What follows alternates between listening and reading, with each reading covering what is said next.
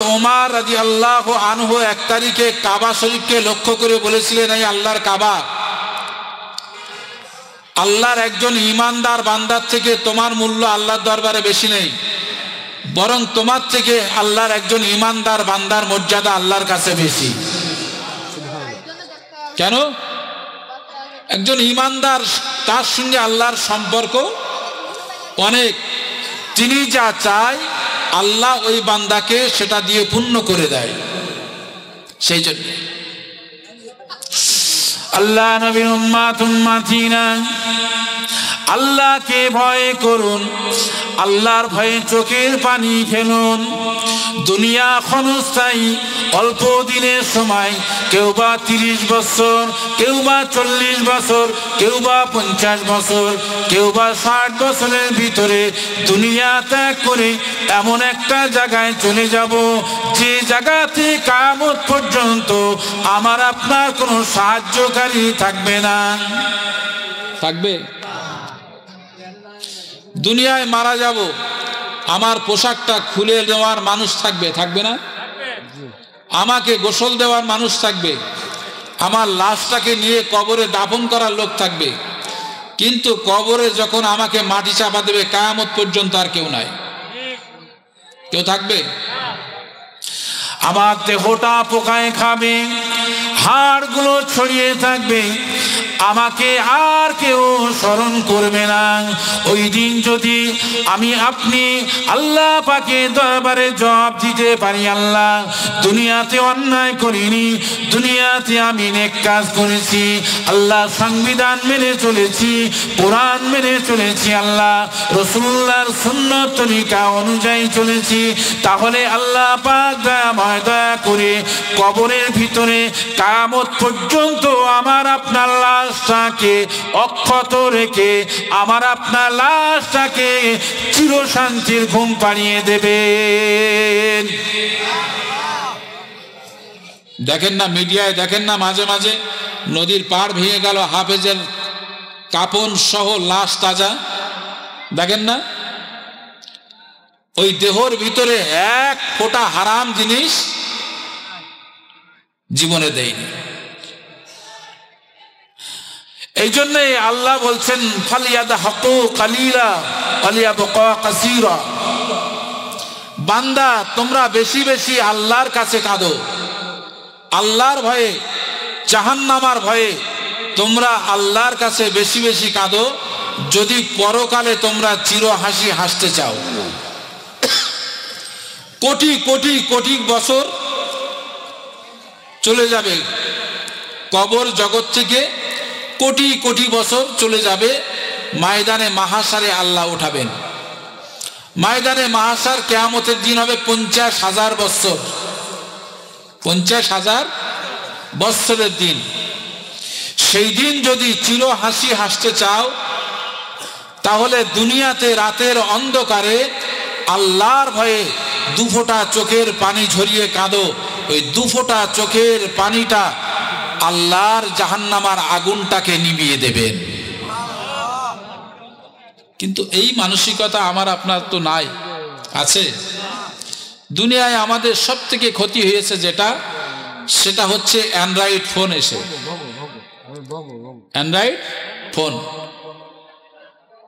রাতে যারা আল্লাহর ইবাদত বন্দেগীর ভিতরে কাটায়, তারা অ্যান্ড্রয়েড ফোন পেয়ে অ্যান্ড্রয়েড ফোন নিয়ে ব্যস্ত, অর্থাৎ আল্লাহকে ভুলে গিয়ে দুনিয়া নিয়ে মেতেছে। বাবা আমার কথা বুঝতে পারছেন? হ্যাঁ, এই জন্যে আপনি সর্বদা সর্ব অবস্থায় আপনি দুনিয়া করুন। আল্লাহ দুনিয়া করতে নিষেধ করেননি, দুনিয়া করতে বলেছেন রব্বানা আতেনা ফিদ দুনিয়া, আল্লাহ দুনিয়া করতে বলেছেন, কিন্তু আখিরাত ভুলে নয়, পরকাল ভুলে নয়। আবার আখিরাত করতে বলেছেন, দুনিয়া ভুলে নয়। আপনি দুনিয়া করুন, কিন্তু দুনিয়ার ভিতরে আপনি আখিরাতকে স্মরণ করুন, আল্লাহকে স্মরণ করুন। আপনি কোনো ব্যবসা করছেন, কোনো কাজ করছেন, ওই কাজের ভিতরে আল্লাহর স্মরণ করে আপনি থাকুন, ওই ব্যবসাটা আপনার ইবাদতে গণ্য হয়ে যাবে। ব্যবসাটা ইবাদতে গণ্য হয়ে যাবে। আল্লাহর ভয় এমন একটা জিনিস, যাদের অন্তরে এসেছে আল্লাহর ভয়, তারা দেখবেন দুনিয়া থেকে অনেক পিছিয়ে গেছে। হযরতে আবু বকর সিদ্দিক রাদিয়াল্লাহু তাআলা আনহুর ইন্তেকালের পরে খলিফা হলেন হযরতে ওমর রাদিয়াল্লাহু তাআলা আনহু। হযরত ওমর রাদিয়াল্লাহু তাআলা আনহু খলিফা হওয়ার পরে রাতের অন্ধকারে কাঁদছেন, আল্লাহ, এত বড় বিশাল দায়িত্ব আপনি আমাকে দিয়েছেন, এই দায়িত্ব পালন করা তো আমার পক্ষে সম্ভব নয়। আল্লাহ, যদি আপনি আমাকে সহযোগিতা সাহায্য না করেন, ওমরের পক্ষে ক্ষমতা নাই এই দায়িত্ব পালন করার। হযরত ওমর রাদিয়াল্লাহু তাআলা আনহু রাষ্ট্রপতি হওয়ার পরে তিনি মদিনার গ্রাম, মদিনার হলি গলি তিনি রাত্রে ঘুরে দেখেন কে কি অবস্থায় আছে, কে অসুখে আছে, কে কঠিন বিপদে আছে। তিনি রাতের অন্ধকারে খোঁজ নেন। তা দেখলেন একটা বাড়িতে মা মেয়েকে বলছেন, মেয়ে, দুধে পানি মিশিয়ে দাও, মদিনার বাজারে দুধ বিক্রি করতে হবে। দুধে পানি দেয় না, দেয় না? কি গো, আল্লাহর ভয় দেখেন। মা মেয়েকে বলছে দুধে পানি মিশিয়ে দাও, দুধ মদিনার বাজারে বিক্রি করে তারপরে খাদ্য নিয়ে আসা হবে। মেয়ে বলছেন, আম্মা, বেয়াদবি মাফ করেন, আমি দুধে পানি মিশাতে পারবো না, রাসূলুল্লাহ পানি মিশাতে নিষেধ করেছেন, আমি পারবো না। তারপরে আবার খুব পেরাপিরি করতে লাগলেন যে দুধে পানি মিশিয়ে দাও। মদিনার বাজারে দুধ বিক্রি করতে হবে, দুধে পানি মিশিয়ে দাও মা, দেরি করো না, সকাল হয়ে গেল। ছোট্ট মেয়ে বলেছেন, আম্মা জান, বেয়াদবি মাফ করেন, বেয়াদবি ক্ষমা করেন, দুধে পানি মিশাতে পারবো না। হযরতে ওমর রাদিয়াল্লাহু তাআলা আনহু তিনি যদি দেখতে পায়, তাহলে দুধে পানি দেওয়া জনমের মতন শাস্তি দিয়ে দেবে, দুধে পানি দিতে পারবো না। আম্মা জান বলেছিলেন, মা, হযরতে ওমর ঘুমিয়ে আছেন, এখন তো হযরতে ওমর আসতে পারবে না, দুধে পানি মিশিয়ে দাও, মদিনার বাজারে দুধ বিক্রি করতে হবে। ওই ছোট্ট মেয়ে আল্লাহকে ভয় করে বলেছেন, আম্মা জান, কিয়ামতের কঠিন মহাশারের দিনে, যেদিনকে মা বেটাকে চিনতে পারবে না, মা বেটিকে চিনতে পারবে না, বাপ বেটাকে চিনতে পারবে না, ওই দিন আপনি আমাকে চিনতে পারবেন না, আমিও আপনাকে মা বলে পরিচয় দিতে পারবো না। যদি আমি হযরতে ওমরের চোখ ফাঁকি দিয়ে দুধে পানি মিশিয়ে দেই, আল্লাহর কুদরতি নজরটা ফাঁকি দেওয়া তো সম্ভব নয়। আল্লাহর কুদরতি নজরে দেখছেন আমি দুধে পানি দিয়ে মানুষকে ঠকিয়ে দেব। কিয়ামতের কঠিন মাহশারের দিনে আল্লাহ আমাকে যখন জাহান্নামায় দেবে, আপনি মা বলে আমাকে পরিচয় দিতে পারবেন না। সুবহানাল্লাহ বললেন না? ইয়াউমা ইয়াফিরুল মারউ মিন আখিহি, কিয়ামতের দিন কেউ কাউকে চিনতে পারবেন না, ভাই ভাইকে চিনতে পারবে না, বাপ বেটাকে চিনতে পারবে না। আমি আপনার কথা শুনে দুনিয়াতে পানি দিলাম, কিয়ামতের দিন যখন আমি বলবো আপনি আমাকে মেয়ে বলে অস্বীকার করবেন, আমাকে জাহান্নামায় যেতে হবে, অতএব আমার পক্ষে সম্ভব নয়। আল্লাহর ভয় দেখেন। হযরত ওমর রাদিয়াল্লাহু আনহু তিনি এই কথা শোনার পরে বাড়িতে এসে চিন্তা করছেন, এত বড় নেককারিনী মেয়ে আর এই মদিনাতে আছে বলে আমার বিশ্বাস হয় না। নিজের ছেলেকে বিবাহ দিয়ে বৌমা করেছিলেন। হ্যাঁ, জোরে বললেন না? যে এত বড় আল্লাহ ভীরু মানুষ আর আছে বলে বিশ্বাস হয় না। আমার দিনদার ইমানদার আল্লাহওয়ালা ভাইরা, আমরা যারা আছি, ওয়াজ নসিহত আমরা শুনছি, সারা জীবন শুনব, কিন্তু শোনার পরে যদি অন্তরে খোদার ভয় না আসে, আল্লাহর ভয় না আসে, আল্লাহর স্মরণ না আসে, তাহলে আমার আপনার জীবনে কোনো সার্থকতা হবে না। কোনো সার্থকতা নেই। আল্লাহকে ভয় করতে শিখুন, মানুষের উপকার করতে শিখুন। দেখেন, আল্লাহ চাইলে সামান্য আপনার পাহাড় পরিমাণে নেকি আছে, সামান্য একটু কারণে আল্লাহ চাইলে কিয়ামতের দিন আল্লাহ আপনাকে ধরে ফেলবেন। আর পাহাড় পরিমাণে গুনার বোঝা মাথায় নিয়ে কিয়ামতে উঠেছেন, দুনিয়ায় একটা ভালো কাজ আপনি করেছেন, সেই কাজের বিনিময়ে আল্লাহ খুশি হয়ে আপনাকে জান্নাতে দিয়ে দিলেন। সামান্য একটা ভালো কাজ। মদিনার মসজিদে নববী শরীফে আল্লাহ নবী আমার সাহাবায়ে কিরামদের নিয়ে আলোচনা করতে লাগলেন। আল্লাহ নবী জাহান্নামের আলোচনা করছেন, জান্নাতের আলোচনা করতে লাগলেন। যখন আল্লাহ নবী জাহান্নামের আলোচনা করতেছিলেন, ওই সময় সাহাবায়ে কিরামরা জাহান্নামের কথা শুনে চোখ দিয়ে টপ টপ করে পানি ঝরিয়ে কাঁদছিল। আল্লাহ নবীর পাক বিবি আমাদের আম্মা জান হযরতে আয়েশা সিদ্দিকা রাদিয়াল্লাহু তাআলা আনহা আল্লাহ নবীর জন্য রুটি তৈরি করছিলেন। আল্লাহ নবীর সঙ্গে যখন আম্মাজান আয়েশার বিবাহ হয়, তখন বয়স ছিল কত? 6 বছর। আর যখন সংসার শুরু করে আল্লাহ নবীর সঙ্গে, তখন বয়স হচ্ছে 9 বছর। হযরত আবু বকর সিদ্দিক রাদিয়াল্লাহু তাআলা আনহু হাতটা ধরে আল্লাহ রসুলের কাছে দিয়ে দিলেন বেআদা খামসা। আর 9 বছর সংসার করলেন। 18 বছর যখন আম্মাজান আয়েশার বয়স, রাসূলুল্লাহ ইন্তেকাল করলেন। তাহলে সংসার করলেন কত বছর? 9 বছর। রুটি তৈরি করছেন, ওই সময় আল্লাহ নবী জাহান্নামার বর্ণনা করছেন, 7টা জাহান্নামার বর্ণনা করছেন। সাহাবারা কেঁদে কেঁদে কেঁদে কেঁদে চোখ দিয়ে পানি ঝরিয়ে সব বেহুশ হয়ে যাচ্ছে। আম্মাজান আয়েশার খেয়ালটা ওইদিকে গেল।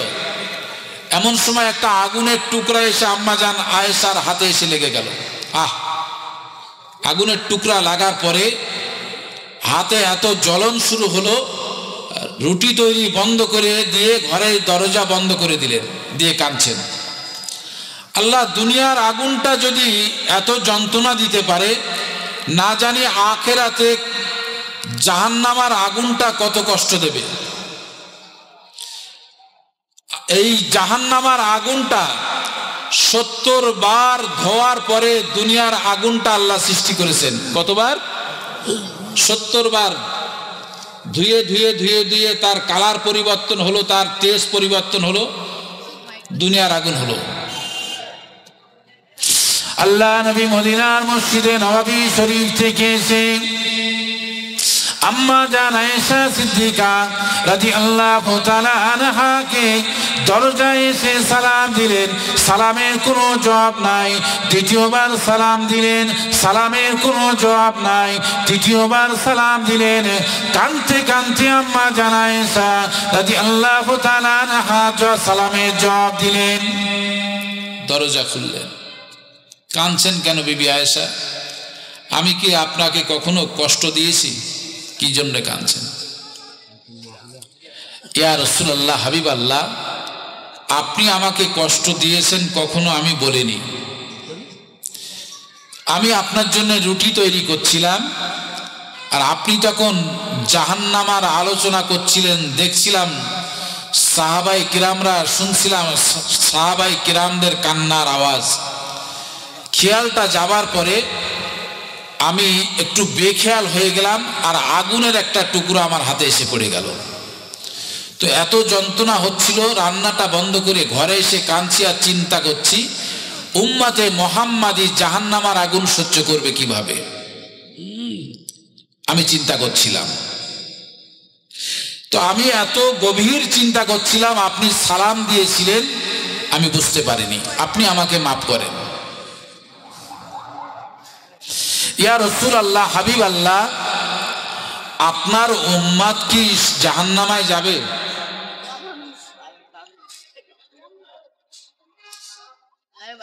বিশ্বাস করেন নবীর উম্মত, নবীর খাঁটি উম্মত, তারা কখনো জাহান্নামায় যাবে না। যাবে? যে জবান দিয়ে কলেমা পড়েছে ওই উম্মতকে কখনো জাহান্নামায় দেবে না। অনেকক্ষণ আল্লাহর নবী আর আম্মাজান আয়েশা রাদিয়াল্লাহু তাআলা আনহা আলোচনা করলেন। আম্মাজান আয়েশা রাদিয়াল্লাহু তাআলা আনহা বলেছিলেন, ইয়া রাসূলুল্লাহ, হাবিব আল্লাহ, কিয়ামতের কঠিন মাহশারের দিনে আপনার সাথে আমি থাকব, আপনি আমাকে একটু সাথে রাখবেন, এই ওয়াদা দুনিয়াতে করে যান। আল্লাহ রাসূল বললেন, হবে না। কারণ কিয়ামত এমন একটা ভয়ঙ্কর দিন হবে যেদিন এই সূর্যটাকে মাথার উপরে আল্লাহ নামিয়ে দেবেন। এই সূর্যের একটা মুখ দেখা যাচ্ছে, এই সূর্যের 12টা মুখ আল্লাহ খুলে দেবেন। এই সূর্যের তাপে জমিনটা পুড়ে তামা হয়ে যাবে। এই সূর্যের তাপে মাথার ঘিনু বার হয়ে যাবে। ওই দিন আমি আমার বিবি, ছেলে, মেয়ে কারো চিন্তা করব না। কিয়ামতের কঠিন মাহশারের দিনে আমি রাসূলুল্লাহ চিন্তা করব আমার উম্মত উম্মতিরা কিভাবে জান্নাতে যাবে। আমি এই চিন্তায় থাকব, আমার ফাতেমা কিভাবে জান্নাতে যাবে, এটা আমি চিন্তা করি না। কেননা ফাতেমাকে আল্লাহ পাক খাতুনে জান্নাত বানিয়েছে। সমস্ত মহিলাদের সরদারনি আল্লাহ জান্নাতে করবেন, ফাতেমা জান্নাতে যাবেন। হযরত ইমাম হাসান হোসেনকে আল্লাহ দুনিয়াতে যুবকদের সরদার করে জান্নাতে যুবকদের সরদার করবেন আল্লাহ। ইমাম হাসান হোসেনের চিন্তা করি না, আলীর চিন্তা করি না, আমি চিন্তা করি আমার গুনাহগার উম্মত উম্মতিদের আল্লাহ পাক কিয়ামতের দিন যদি জান্নাতে না দেয়, আমি রাসূলুল্লাহ জান্নাতে যাব না, আমি জান্নাতে যাব না। আল্লাহ রাসূল আম্মাজান আয়েশা রাদিয়াল্লাহু তাআলা আনহাকে বলেছিলেন, বিবি আয়েশা, আমি আপনাকে একটা ঠিকানা দিলাম, যে ঠিকানাতে গিয়ে আমি রাসূলুল্লাহ আমাকে আপনি পাবেন। ওই ঠিকানা কোনটা? ওই ঠিকানা হলো হাউজে কাউসারের পাশে গিয়ে দেখবেন আমি রাসূলে পাক সাল্লাল্লাহু আলাইহি ওয়াসাল্লাম দাঁড়িয়ে আছি। আমার কত অসুবিধা হচ্ছে বুঝতে? কারণ আমাদের ভারতের বক্তাদের বক্তব্যের একটা নিয়ম আলাদা, বাংলাদেশের বক্তাদের নিয়ম একটা আলাদা, সেই জন্য অনেক সময় অসুবিধা হতে পারে। আম্মা জানা আয়েশা জিজ্ঞাসা করেছিলেন, ইয়া রাসূলুল্লাহ, ইয়া হাবিবাল্লাহ, হুজুর আপনি হাউজে কাউসারের পাশে কি জন্য দাঁড়াবেন? আল্লাহ নবী বলেছিলেন, বিবি আয়েশা, কিয়ামতের কঠিন মাহশারের দিনে সমস্ত নবীরা নফসি নফসি করবে, নফসি নফসি করবে। আল্লাহ আপনি আমাকে বাঁচান, আল্লাহ আপনি আমাকে বাঁচান। আর কিয়ামতের কঠিন মাহশারের দিনে আমি রাসূলুল্লাহ ওই সময় বলবো, রব্বি হাবলি উম্মতি, আল্লাহ আপনি আমার উম্মত উম্মতিদেরকে বাঁচান, আমি উম্মতি উম্মতি করব। ওই সময় আমার আল্লাহ পাক আসমানের সূর্যটা মাথার উপরে নামিয়ে দেবেন, আর এত পরিমাণে সূর্যর তাপে মাথার ঘিনুগুলো বার হয়ে যাবে। ওই সময় আল্লাহর বান্দা বান্দিরা, আমার উম্মত উম্মতিরা এক ফোঁটা পানির জন্য কিয়ামতের কঠিন মাহশারের দিনে তাদের জিহ্বা বার হয়ে যাবে, পানি পানি করে চিৎকার করবে, ওই সময় আমার আল্লাহ পাক জানিয়ে দেবেন, হাবিব আপনি চলে যান হাউজে কাউসারের পাশে চলে যান, হাউজে কাউসারের পাশে গিয়ে দাঁড়ান। আমি আল্লাহ পাক আপনার গুনাহগার উম্মতির জন্য আখিরাতে বড় নিয়ামত দান করেছি। ওই নিয়ামতটা আমি আল্লাহ শুধু মৌখিক আপনাকে দান করিনি, কোন নবীকে আমি আল্লাহ দেইনি, বরং আপনাকে আমি আল্লাহ দিয়ে কোরআন পাকের রেজিস্ট্রি দলিল করে দিয়েছি। ইন্না আতাইনাকাল কাউসার, হাবিব আমি আল্লাহ আপনাকে হাউজে কাউসার দান করেছি। কিয়ামতের কঠিন মাহশারের দিনে আপনার গুনাহগার উম্মতিকে আপনি নিজ হাতে পানিটা খাইয়ে দেবেন। তাহলে কিয়ামতের দিন আমাদের আর কোনো চিন্তা আছে কি গো? আল্লাহ তো কোরআন পাকে বলেই দিলেন যে হাউজে কাউসার আপনাকে রেজিস্ট্রি দলিল করে দিলাম। আম্মা জান আয়েশা রাদিয়াল্লাহু তাআলা আনহা কাঁদতে লাগলেন, ইয়া রাসূলুল্লাহ, হাবিব আল্লাহ, ওই জায়গায় তো আপনি আপনার উম্মতি নিয়ে ব্যস্ত থাকবেন, সেখানে তো আপনার সঙ্গে সাক্ষাৎ করা সম্ভব হবে না। আপনি আরেকটা আমাকে ঠিকানা দেন, আরেকটা। কত রাত পর্যন্ত হবে? 12টা। কটা বাজে আপনার জন্য? 12টা। তো আর একটা ঠিকানা আমাকে দেন, যে ঠিকানাতে গেলে আমি আপনার সঙ্গে একটু সাক্ষাৎ পাবো। দুনিয়াতে স্বামী স্ত্রী আখিরাতে কি চায় না যে স্বামী স্ত্রী একসঙ্গে থাকবো? কি গো, চায় না? দেখবেন এই জন্য দুনিয়াতে স্বামী যেখানে মারা যায়, স্ত্রীকেও অনেকে স্ত্রীকে ওসিয়াত করে যায় যে আমার পাশে তোমাকে দাফন করতে বলবে, বলে না? তো দুনিয়াতে একসঙ্গে আখিরাতেও একসঙ্গে থাকবো। কিন্তু নবী আলাইহিমুস সালাম গণকে আল্লাহ পাক এবং তেনাদের বিবিদেরকে আল্লাহ পাক কিয়ামতের কঠিন মাহশারের দিনে আল্লাহ পোশাক পরিহিত অবস্থায় আল্লাহ বাদশাহী হালাতে আল্লাহ উঠাবেন। তো দ্বিতীয় একটা ঠিকানা আল্লাহ রসুল দিলেন বিবি আয়েশা। দ্বিতীয় ঠিকানা হচ্ছে পুলসিরাত। ওই পুলসিরাতের পাশে গিয়ে দেখবেন আমি দাঁড়িয়ে আছি। পুলসিরাত আপনারা নাম শুনেছেন? পার হয়েছেন? পদ্মা সেতু নাকি? কি গো, হ্যাঁ?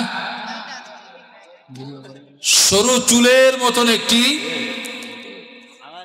সেতু, এপারে আপনি দাঁড়াবেন, আর যদি আল্লাহর দয়া আপনার উপরে থাকে তাহলে দাঁড়ানোর সাথে সাথে লিফটের মতন ওপারে বেরিয়ে যাবেন, দাঁড়ানো অপেক্ষা। আর যদি এত বড় দেহের ভিতরে যদি সামান্য ঈমানটুকু আপনার না থাকে তাহলে আপনি ওখান থেকে আর পার হবার মতন ক্ষমতা থাকবে না। কারণ কিয়ামতের দিন আল্লাহ বান্দার উপরে দয়া করবেন। এই দয়া করার আগে আল্লাহ দুনিয়াতে জানিয়ে দিয়েছেন, লা তাকনাতু মির রাহমাতিল্লাহ, বান্দা আমি আল্লাহ আমার রহমত থেকে বঞ্চিত হইও না। আল্লাহ বলেছেন না, বলেননি? দুনিয়াতে আল্লাহ তার রহমত থেকে বঞ্চিত হতে নিষেধ করেছেন। যদি তোমরা আমার রহমত থেকে বঞ্চিত না হও তাহলে আমি আল্লাহ তোমাদের জীবনের সমস্ত গুনাহ খাতা মাফ করে দেব। যেখানে আল্লাহ ওয়াদা করেছেন দুনিয়াতে যে আমি আল্লাহ তোমাদেরকে মাফ করে দেব, নিষ্পাপ মাসুম করে দেব, সেখানে তো কবর জগৎ থেকে আখিরাত পর্যন্ত আমাদের আর কোনো চিন্তা আছে? চিন্তা নাই। আল্লাহর নবী বলেন, বিবি আয়েশা, হাউজে কাউসারের পরে পুলসিরাতে আমি দাঁড়িয়ে থাকবো। কেন দাঁড়িয়ে থাকবেন? বিবি আয়েশা, আমার উম্মতিরা গুনাহগার, তারা দুনিয়ায় শয়তানের ধোঁকায় পড়ে ভুল করেছে, তারা নফসের উপরে জুলুম করেছে। আল্লাহ পাক তাদের উপরে গুসা হয়ে রেগে গিয়ে যদি পুলসিরাত থেকে ফেলে দেয়, আমার উম্মতি তারা জাহান্নামী হয়ে যাবে। কিন্তু আমি রসুল বড় আশা করেছিলাম আশা করে আছি যে কিয়ামতের দিন সব থেকে বড় কাফেলা আমি রাসূলুল্লাহ আমার উম্মতের কাফেলা নিয়ে আল্লাহর সামনে হাজির হব। এই জন্য রাসূল বলেছেন তোমরা বেশি করে সন্তান বাড়াও, যে বংশে অধিক সন্তান হয় সেই বংশের মেয়েকে বিবাহ করো, যেন কিয়ামতের দিন আমি রাসূলুল্লাহ বড় একটা কাফেলা নিয়ে আল্লাহর আরশ আজিমের নিচে হাজির হতে পারি। তো আমার আল্লাহ জান্নাত জাহান্নাম সব সৃষ্টি করেছেন আমি রাসূল আমার ওসিলায়। তো জান্নাতে যাবে আমার উম্মত উম্মতিরা। তো আমি এই জন্য দাঁড়াবো, যখনই আমি ওখানে দাঁড়িয়ে থাকব আমার আল্লাহ দয়াময়, আমি তার হাবিব, আমি তার দোস্ত, আমি তার বন্ধু, যতক্ষণ দাঁড়িয়ে থাকব ততক্ষণ আমার আল্লাহ সহজে আমার উম্মতদেরকে আমার সামনে দিয়ে পার করিয়ে দেবেন। আমার আল্লাহ আমাকে লজ্জিত করবেন না, আমার আল্লাহ আমাকে কষ্ট দেবেন না। কারণ দুনিয়ায় কোনো ছাত্র যদি কোনো অপরাধ করে, স্কুলে যদি কোনো ছাত্র অপরাধ করে, ওই ছাত্রের পিতা এসে যদি শিক্ষকের সামনে দাঁড়ায়, দুনিয়ার কোনো শিক্ষকের ক্ষমতা আছে ছাত্রের গায়ে হাত তোলা? আছে কি গো? ওর গার্জেন যেখানে হাজির, ওর অভিভাবক যেখানে হাজির, সেখানে দুনিয়ার কোনো শিক্ষক সাহস করবে? সাহস করবে না। তো যেখানে আল্লাহর পয়গম্বর যেখানে হাজির, সেখানে আল্লাহ এই পয়গম্বরের উম্মত উম্মতিদেরকে আল্লাহ জাহান্নামায় দিয়ে রাসূলকে অসম্মানিত করবেন না। একবার সুবহানাল্লাহ বলা গেল না? সেই নবীর উম্মত আমরা যদি একটু চিন্তা করে চলি, যদি একটু নিয়তটাকে পরিবর্তন করতে পারি, তাহলে আল্লাহ আমাদেরকে আখিরাতে আল্লাহ বেহিসাব জান্নাতে দিয়ে দেবেন। কিন্তু বড় আফসোস আমাদের যে আমরা মুসলমান এখনো দাড়ি রাখতে পারি নি। যারা দাড়ি রাখেননি আল্লাহর দিকে তাকিয়ে একটু দাড়ি রাখেন। কারণ আল্লাহ না করে যদি কোনো রাস্তায় দুর্ঘটনা হয়ে মারা যায়, তাহলে আপনার পরিচয় জানতে গেলে আপনাকে কি করতে হবে? কথা বলেন না। পরিচয়, আপনি প্যান্ট পরে আছেন, শার্ট পরে আছেন, মুখে দাড়ি নেই, গোপ নেই, কিচ্ছু নেই, মাথায় টুপি নেই, দুর্ঘটনায় মারা গেলেন। মারা যাবার কাছে পরে আপনার কাছে কোনো আইডি নাই, প্রুফ নাই। তখন আপনার চেক করতে গেলে আপনি মুসলমান না আপনি অন্য ধর্মের, এই চেক করতে গেলে আপনাকে চেক করবে আপনি কাটা না গোটা। কথা ঠিক বলছি না ভুল বলছি? আপনি কাটা না গোটা, বুঝলেন না? আর যদি মুখে দাড়ি থাকে তাহলে অন্তত চিন্তা করবে যে এই ব্যক্তি কাটা। সেই জন্যে যারা দাড়ি রাখেননি, দাড়ি রেখে আল্লাহওয়ালা হয়ে যান। বাবা, ক্ষণেকের দুনিয়া, আজ রাত্রি বেঁচে আছি, সকালে না থাকতে পারি। একদিন তোমারি নাম মসজিদে হবে এলান, একদিন তোমারি নাম মসজিদে হবে এলান। হবে না? কি গো? আজ বেঁচে আছি, কাল নাই, তখন কি হবে? জীবনের সব শেষ হয়ে গেল। হয়তো ইমাম সাহেব জানাজা পড়িয়ে দিলেন, ইমাম সাহেব দোয়া করে দিলেন, ইমাম সাহেব বলে দিলেন ওয়ালা মিল্লাতে রাসূলিল্লাহ, এই ব্যক্তি রসুলের তরিকা অনুযায়ী ছিল, কিন্তু বান্দা তো মরেছে মদ খেয়ে। কথা বললেন না? বান্দা রাতের অন্ধকারে নেশা করেছেন, মদ খেয়েছেন, মদ খেয়ে রাস্তায় মাতলামি করতে গিয়ে অ্যাক্সিডেন্টে কিংবা পানিতে মুড়ে মারা গেল। বান্দা গাঁজা খেয়েছেন, মাতলামি করতে গিয়ে মারা গেল, কিংবা চুরি করতে গিয়ে ডাকাতি করতে গিয়ে মারা গেল। ইমাম সাহেব বলে দিলেন আল্লাহ, আল্লাহ আপনার রাস্তায় ছিল, রসুলের তরিকায় ছিল, অফি সাবিলিল্লাহি ওয়ালা মিল্লাতে রাসূলিল্লাহ।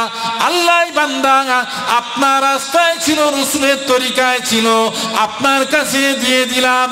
এই ইমাম সাহেবের কথাটা বলা সত্য, কিন্তু ওই বান্দা কি ওই রাস্তায় ছিল? ছিল? এ আল্লাহ কি জানে না কোথায় ছিল? কি গো, আল্লাহ বলবে একবার রেখে যা, তারপর ব্যবস্থা করছি আমি।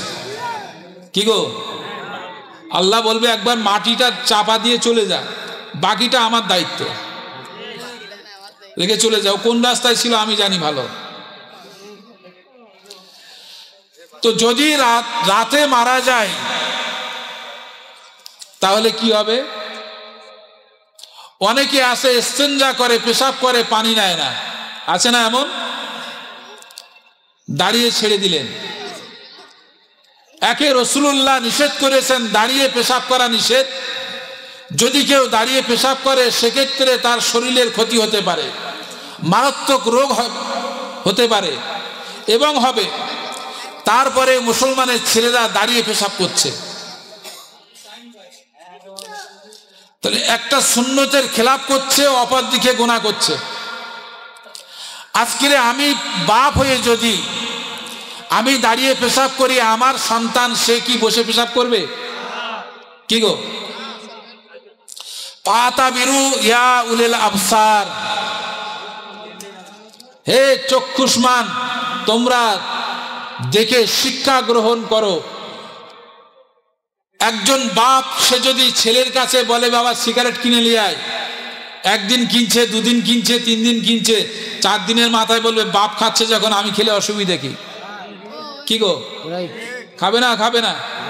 তাহলে অযোগ্য পিতার কারণে সন্তান অযোগ্য হয়ে গেল। আর রাসূলুল্লাহ বলেছেন একজন সংসারের গার্জেন পিতা, একজন পুরুষ, তিনি হচ্ছেন সংসারের রাখাল। যেমন একজন রাখাল ছাগল গরু পালন করে, একজন পুরুষ সে রাখাল। তার সন্তান যদি খারাপ রাস্তায় যায়, ওই পুরুষকেই আল্লাহ পাক কৈফিয়ত তলব করবে। বাপ হয়ে সিগারেট কিনতে দিলেন, বাপ হয়ে বিড়ি কিনতে দিলেন, 1 দিন 2 দিন 3 দিন 5 দিন আপনি বিড়ি খাচ্ছেন, ছেলের সামনে মেয়ের সামনে সিগারেট খাচ্ছেন, ছেলের সামনে নেশা করছেন। ছেলে একদিন বড় হয়ে বলবে বাপ যখন করছে আমি করলে অসুবিধা কি? আপনি নিজেও নেশাখোর হয়ে গেলেন, ছেলেটাকেও নেশাখোর বানিয়ে গেলেন। হ্যাঁ, এখন ওই ছেলেকে আপনি যত পেটান ছেলে ভালো হবে? হ্যাঁ, হবে না।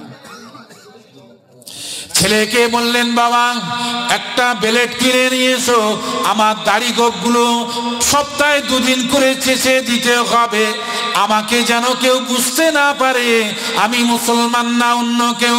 ছেলে বেলেট কিনে দাড়ি কাটছেন, ছেলে চিন্তা করছেন আমার বাপ যখন দাড়ি কাটছে আমি কাটলে অসুবিধা কোথাও। ছেলেও কিন্তু বাপের দেখা দেখি মাগুর মাছ হয়ে গেল। মাগুর মাছ বোঝেন? কি গো, মাগুর মাছ বোঝেন না? মাগুর মাছ। তাহলে দোষটা কার? দোষটা বাপের। তাহলে আমি আপনি যদি সচেতন না হই, আমি আপনি যদি ভালো না হই, তাহলে আমার থেকে ভালো সন্তানের আশা করা যাবে না, কখনোই নয়।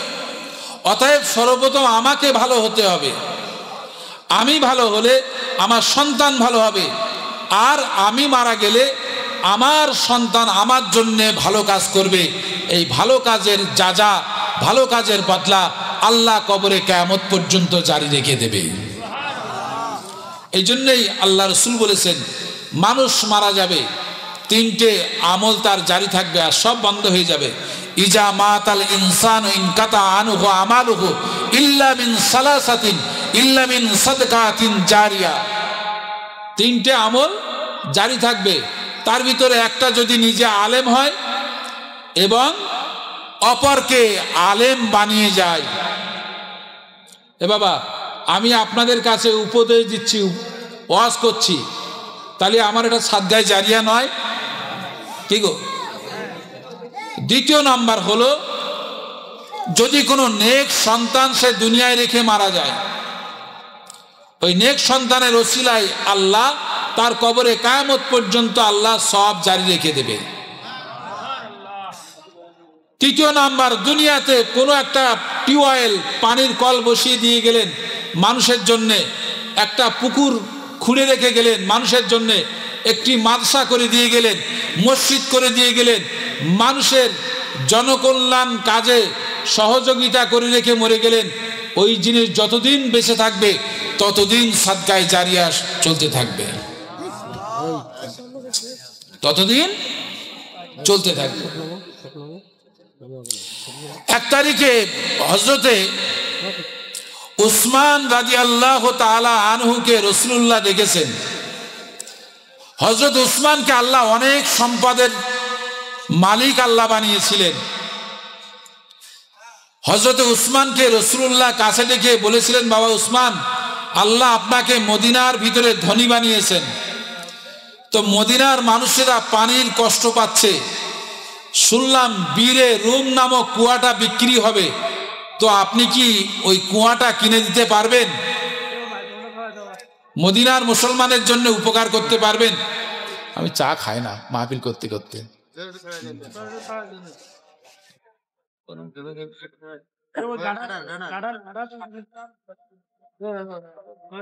তো আপনি কি